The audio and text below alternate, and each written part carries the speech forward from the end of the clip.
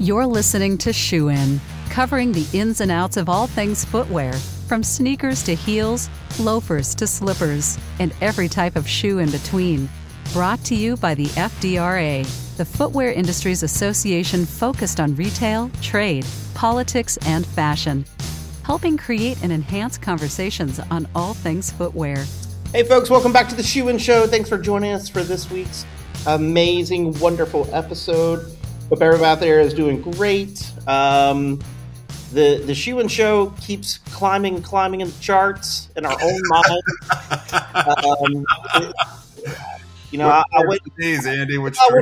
I went down to the trophy store the other day and I awarded us our own trophy, and that's how it's done. Nice. Nice. Yeah. So congratulations to us. Yes. And to the listeners, you're welcome for all these great contents that we put together. As you know, it was to joke around, but that's the fun thing of footwear, is that we get to have friends on and talk about really interesting topics and things that are happening in our industry in a way that you can't do with a newsletter and you can't do with traditional channels, where this podcast is great because it's just conversation. And we get to fill our way through and think about things and be a little goofy and fun. But Matt, as we kick off and we start to lead into our next guest, maybe you can tee up who it is, and then we can jump into it. Yeah, our next guest is the most amazing name of all time. And that's Wow. Matt Nakari, who's the sales director of North America West at Centric Software. Matt, welcome to Shoe In Show. We're super grateful to have you on for this conversation. I think your appearance will drive us even further up the charts. Andy can give another award out to our listeners for the gift that is this program. But before we kind of get into the Centric Software side of things, we want to know your shoe story. A quick gander at your LinkedIn tells me everything I need to know, but our listeners might not know. And so why don't you talk to us about how you fit in relative to the shoe industry? Yeah, thanks, Matt. And, it is an exclusive club of guys named Matt. So millions and millions of us. I think in third grade, I was Matt number 4, and that's how the teacher kept track of us. But yeah, happy to be here. Big fan of FDRA and the work that you guys do. And I'm a sales guy, but I'll try to keep it brief. But, once I get talking, it tends to go on and on. Right. My shoe journey started officially in about 2010 when I joined Crocs. And Crocs, everybody knows who Crocs is, right? What most people don't know is how cutting edge the design, development, and production process is at Crocs. I mean, they make a lot of shoes. And they have changed the industry multiple times. And I was very proud to be part of that for almost 5 years. The real journey starts much before that. I've been in the outdoor industry since 1992, if you can believe it, when I was packing boxes in the Spider warehouse. Wow. Spider. Love me some Spider. Right? I know. So, I'm a gear guy. I'm a shoe dog. I love everything outdoor, everything product related. So I was brought into Crocs at a time, Crocs is always in a time of extreme growth, but at the time they were growing very quickly and really had no process at all. So I was brought in as the operations manager for new product, the NPT, call it out, new product team. Love those guys. And what I found, which is pretty universal in the footwear industry, is that the process relied on a lot of people being really good at their job, but not a lot of communication, a lot of silos. And so what that brings about is a lot of wasted effort, a lot of wasted money, and a lot of lengthened out time to market calendars. So over a multi-year process, I worked with a lot of teams there, and we mapped out all the process. We mapped out a cohesive dictionary, because not everybody defines things the same way. True. And when we start talking about PLM, our central theme is to have a single source of truth, right? You've got to have the same formulas for your landed cost throughout the company, Well, throughout the country too, but throughout the company, you've all got to do the math the same. One of the stories I tell often, so if you've heard my sales pitches, you've heard this before, we had 9 different ways to spell the color chrysanthemum. To this day, I'm not sure how to spell chrysanthemum, but we aligned on one spelling, right? And I can hear the chuckles, but databases really don't like disparity. They don't like 9 ways to spell chrysanthemum. They like 1. So, and I make light of it, but that's a big deal when you're trying to go to a centralized system. You have to get things agreed upon. So, like I said, it was a multi-person, multi-team journey over the course of a couple years to align on process, definitions, formulas, like how do we go to market? Once we did that, we tried managing it, or as we were doing that, we tried managing it in Excel. And Excel is a valuable tool, but Excel inherently creates multiple sources of truth. So if I have a spreadsheet and it's got 65 columns and 10,000 rows, and that's not an exaggeration, anybody who's done this knows that's pretty standard, you probably have one as well. And you need to do what you need to do in your 12 columns, and I need to do what I need to do in my 12 columns, and somebody else needs to do what they need to do. Well, that's an exponential increase in sources of truth. And I'm making air quotes for people on the podcast, because obviously it's not true anymore when you have this many sources. So we looked around for, I'd never heard the word PLM, but I was at this point, the operations director. I'd started as the manager and made so many spreadsheets, they made me director. That's how it works, right? You guys have done this. Oh my God, that's how it happens. That's how it happens. I need more spreadsheets. Exactly. So anyway, we looked around the industry and started bringing in, I learned about PLM and started bringing in different PLM solutions and went through the whole RFP process, which took another year to effectively figure out what the best solution for us was. And salesman hat on now, the best solution was Centric, and nobody else was even close. And this is 2012 when we signed that contract with Centric. Crocs is still a customer. Spoiler alert. They're not going anywhere. They're a very near and dear customer to us, and as are all of our customers, of course. So once I had Centric implemented and running at Crocs, it was time for a new challenge, and there was an opportunity to join Centric, which I did in 2014.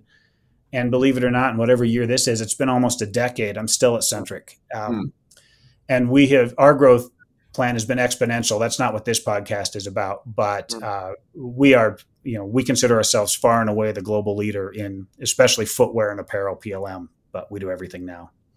So tried to keep it short, but that's my footwear journey in a nutshell.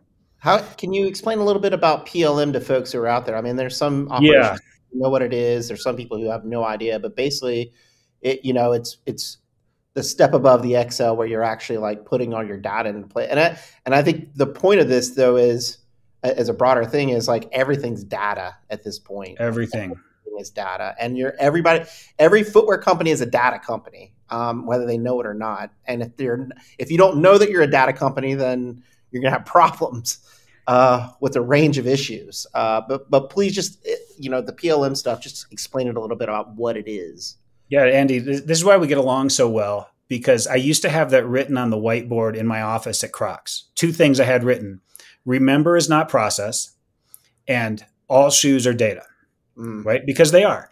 So PLM stands for product lifecycle management. And if you think of the entire end-to-end life cycle of your product, and I don't mean fit testing and commercialization, I mean financial planning, merchandise planning, market segmentation, briefing. I love my designers, and they go on their trending trips to London for some reason all the time and learn all about footwear in London because they can't learn that at home, but that's another topic too. All of that data, you're generating data, right? So if you do a trending trip, and I'm not really making fun of my designers because you get great designs out of this, right? But if you have a group and they go on a trending trip and they see some great architecture and colors and whatever they see, and they create these mood boards, and they're awesome because it's like, this line is going to have these colors and it's going to tell this story, and this is what it means to the brand. This is really important activity that affects everything that happens downstream. It affects the briefing process and the development process and the testing process and the commercialization process, and the marketing and sales, because there was a theme, there was a reason for that product to exist. Well, all those are disparate sets of data unless you have a single source of truth, a PLM system. So if you have your single source of truth, and I overuse that term, but it's very important, your designers and merchandisers do these mood boards for a new line.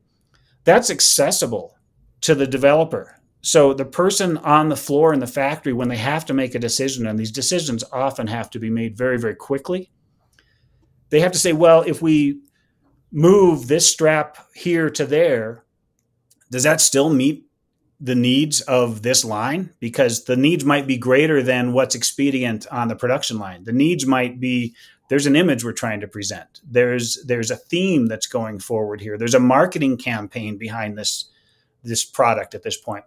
So if you have that in a PLM system, a single source of truth, you eliminate error. That's usually the first thing we see is errors just go by the wayside, because you can't say, well, I didn't know that the theme was autumn sunrise, so I did everything in blue. It's like, well, you did know because you had the mood board and you had the brief and they were all right here and you could see them on your iPad or on your phone.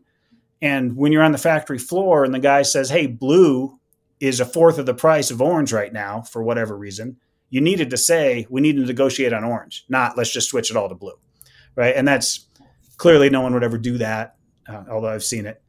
But that's kind of the central core, right? And then you have to take that all the way through end of life. So what's your CSR plan?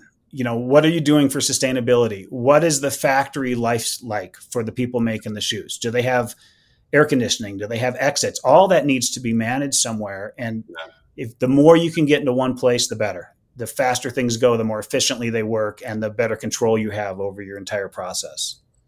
Well, let me ask you this, Matt. One of the things you've talked about was kind of how things are speeding up, right? How there's efficiency drive and there's this drive towards digitization that will help with the efficiency part, while at the same time reducing errors. That seems like those two things might conflict with each other if you're trying to speed things up. Talk to us about how you're finding that right, how Centric helps your customers find that right balance between the two. Yeah, I mean, DPC, right? Digital product creation. That's what everybody's talking about right now. And I was joking about this with someone before because I've been doing this a long time. And it's really been happening for a long time. In the mid 90s, we got a fax machine when I was working at Spider. That was cool, right? Because now I didn't have, and if anyone is as old as me and you remember trying to call Europe and you had to wait because there was that delay on the phone and you talked over each other all the time and you didn't know what was going on and you had to call them at 5 a.m. because it was 3 o'clock for them. And so their day's over and yours is just beginning.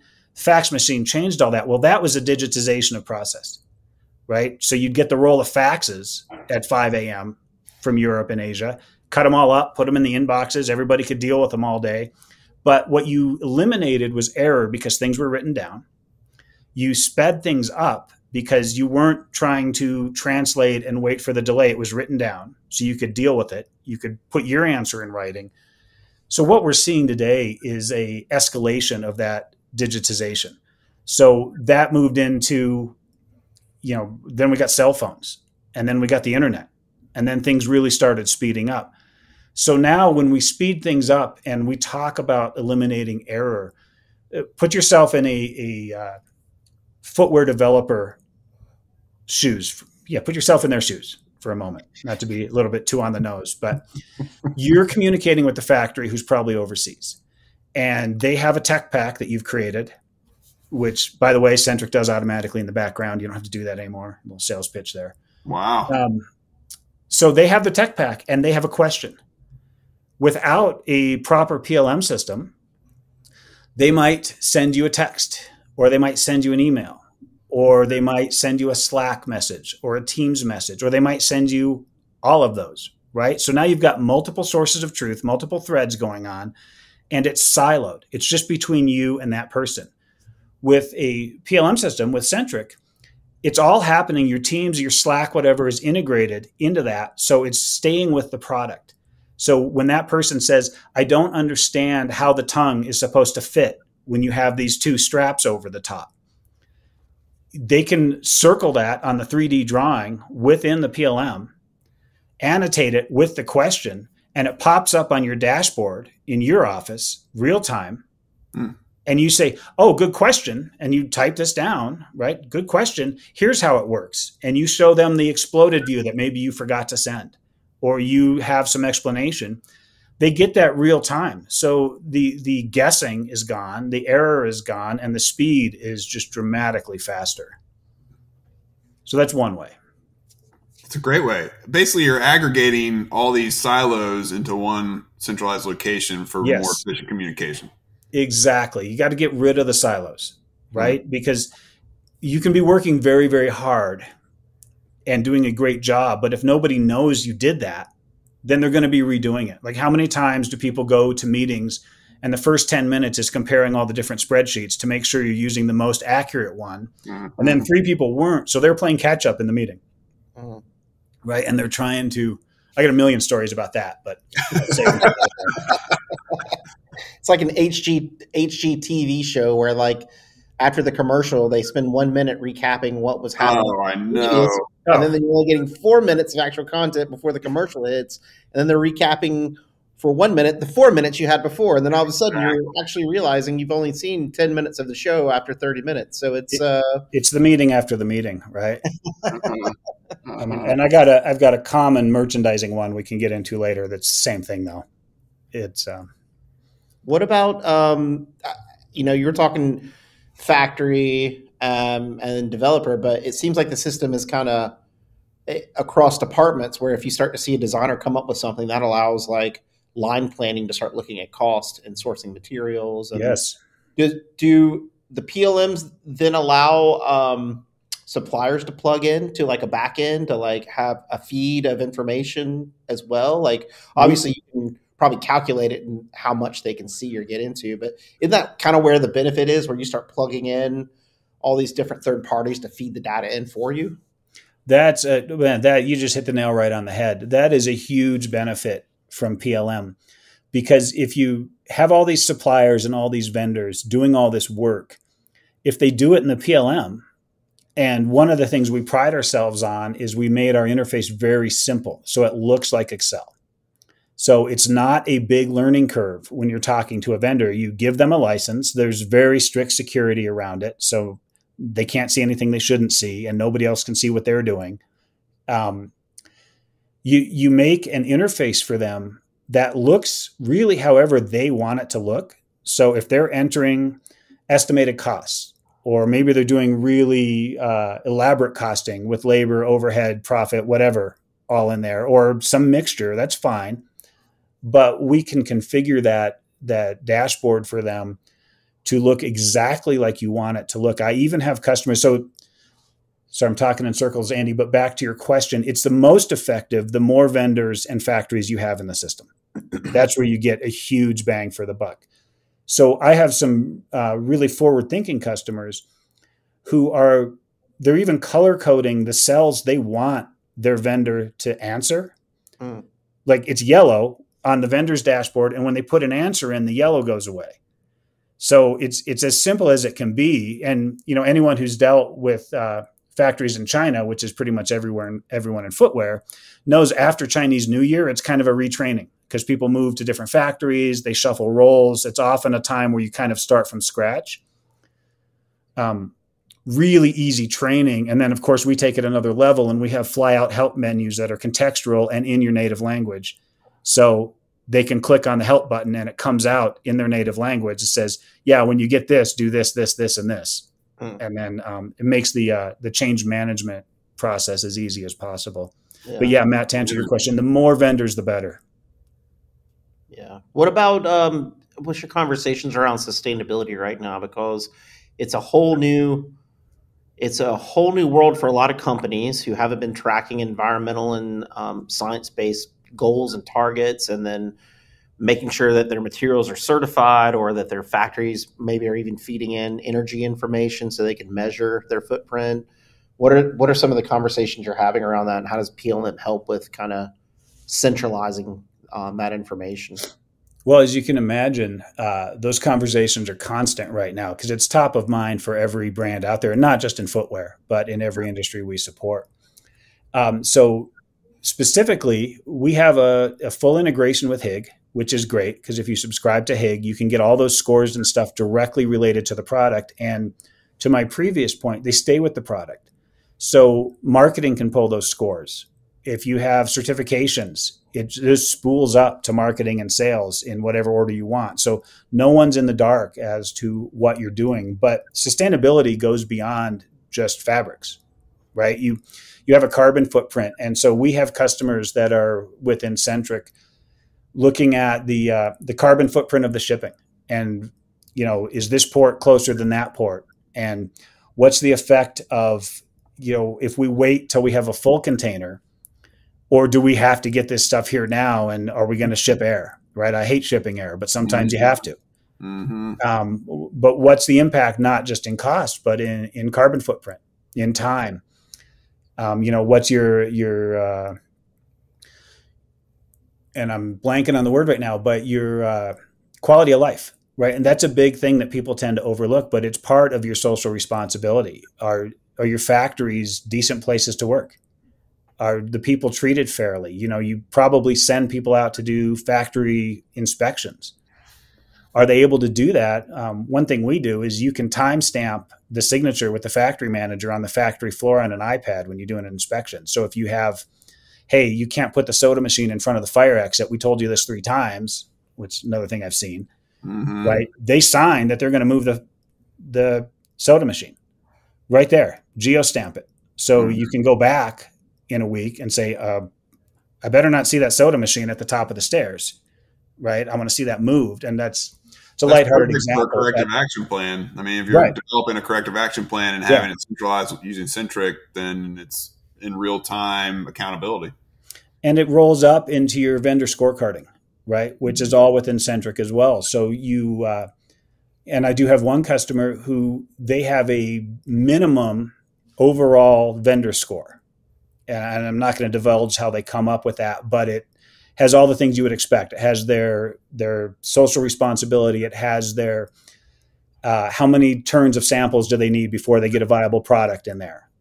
3 is better than 5, but 5 is better than 10. I mean, it depends how good the factory is. How good are they at hitting costing, estimated versus actual? Because all these things factor into your decision. And with this particular customer, if a factory doesn't eclipse a minimum score, the product developers can't even see that factory in the system. So then you create a corrective action plan. When the factory says, how come I'm not getting any orders? It's like, well, it's pretty obvious if you looked at your dashboard in Centric that you're not hitting your minimum score because of this, this, and this, and they're flagged red. Let's get a corrective action plan in place. Let's fix it, and let's get you back on board. Yeah. Right. So it goes back to that single source of truth and trying to put everything in front of the people who need it in real time. Yeah. I was talking to somebody earlier on a different podcast that would be coming out soon. But we were talking about how in the past we would have like scenario planning. You need like plan A and plan B. And in this world, you need like 8 scenarios, right? And there's so much gaps in knowledge or things you don't even know or think about that something like a PLM then solves for you and says, okay, here's all the data. What do you need? How do you, it can help you make those decisions a lot easier. What about, as we wrap up, I do want to ask you about like retail, because that's the other thing is managing inventory is a huge deal right now, obviously. And then also like how we feed data in from our consumer base to figure out like, future products, like how do we better align with our sales so that we're making shoes that do sell and don't sit in our warehouse longer? How does that feed into a PLM? Well, that's a really good question. It's kind of next level. So Centric, at a high level, we subscribe to what's called best of breed theory in software, meaning our intent is to be the best of breed PLM that can be. And we've learned over, and shameless boasting, but we have over 700 customers and over 12,000 brands globally being managed in Centric today. And we're very proud of that. We work, we do all our own implementations. So we're well aware as a company of the challenges each of these companies around the world face. So we don't claim to be best of breed for voice of consumer data. But what we do have is a architecture that we call data agnostic. So we can integrate with any other system where appropriate. And we have a whole process behind that. We won't just let people dump data. At heart, I'm an operations guy and I don't let data get in the system if you don't need it, if you can't manage it and you can't use it. Right. And those are my rules about data. If you don't need it, can't manage it, can't use it, you don't need it. Just get it out. So we will absolutely integrate with your warehouse management system. So you have on-hand inventory. So as you're planning in Centric, you can say, hey, we've got 30,000 of these. Maybe they should be part of a marketing campaign. Or you can say, hey, we could have sold 30,000 more of these. Maybe let's add 2 colors and ramp that up because there was high demand for that. So yeah, we don't claim to manage things that aren't in our core competence, but we absolutely integrate, and we've integrated with almost every system under the sun through REST APIs and all kinds of things to make sure the right data is in front of the right people at the right time. That's good. That's a good point, because I think that's, obviously everybody has all these different systems that they need to use. The middleware that can connect and flow that information in and out is really important. And I like your ideas and your honesty around data, because obviously some people are just like, let's get all this stuff in. And it's like, why? Like, it's like, you get too much stuff in there, you can't make sense of it. We need to be more wise about what we're doing and why we're doing it, not just load things in. So it's like quality over quantity. That's so important. And I say it to people all the time. What are you going to do with that if you have it? Do you use that data today, or it's important to use so you want to know it's somewhere? Well, good. We can put it on a zip drive somewhere. Remember zip drives? We can just put it on your desk. You can plug that thing in. Because if you haven't used it in the last 2 seasons, you don't need it. Right? Things move too fast now. Yeah. Great point. Good point. Well, listen, we appreciate Centric's continued sponsorship and support of FDRA. And I know we have some upcoming webinars, which are always fantastic with Centric. They bring on footwear companies, and we talk about operational challenges on those webinars to help people think a little bit differently. And I think Centric does it the right way, where they're trying to help the industry and their product's good enough where they don't have to sell the product. And the benefit is you have someone like Matt who knows footwear and can come in and plug in and help you, and know he can speak the same language. He understands all the operational stuff. And they also know, there's a human component to it to make sure there's training that's done right and things are implemented in the right way. But I think, if we had this conversation like 10 years ago, there'd be a whole lot of, PLM. And nowadays, the way things are, the way Centric looks and operates, it's a whole lot better. And I think PLM, baby. Woo! PLM's not a luxury anymore. Right? Yeah. You can't keep, you can keep up for a while, but it's not a luxury. You've got to be able to manage your process. Folks, if you, and I always tell people on this, but it never hurts to have a conversation. So if you want to reach out to us, we'll put you in contact with Matt, and he can talk a little bit more in depth about how it works and what you're doing and how maybe they can help. But you always want to do these conversations before the ship's on fire, right? You never want to have those when things are not going so well. So get ahead of it before the rain happens, and have those conversations. If you don't have a PLM system set up, Centric has a ton of footwear companies using them. So they have a proven system for footwear. And we know Matt and trust Matt and know the good work that he does for a lot of our footwear brands out there. So definitely, as you sit there and look and say, oh my God, how are we going to manage all this? Well, PLM. So yeah. I mean, that's what I would have said. So reach out. As you can tell, I'm always happy to talk. Yeah. Awesome. We appreciate it. Folks, as always, shoeinshow.com is the website with our entire catalog of our leaders and experts sharing ideas, opinions, and better ways to do business. So go back to that. And of course, we're on Spotify, we're on Apple Podcasts, we're everywhere there's audio. We appreciate you listening as always. And we appreciate the continued engagement by the industry at our events, on our webinars, on our weekly calls. Please reach out if we can help you in any way across your supply chain. We're here to serve the industry, and we appreciate all the hard work that people are doing out there. Matt, thanks for joining us, both of you, both Matt and Matt, the Matt brothers. Until next time, Shoein is out. Shoein has been brought to you by the FDRA, the Footwear Industries Association focused on retail, trade, politics, and fashion. helping create and enhance conversations on all things footwear. For information about FDRA, visit fdra.org.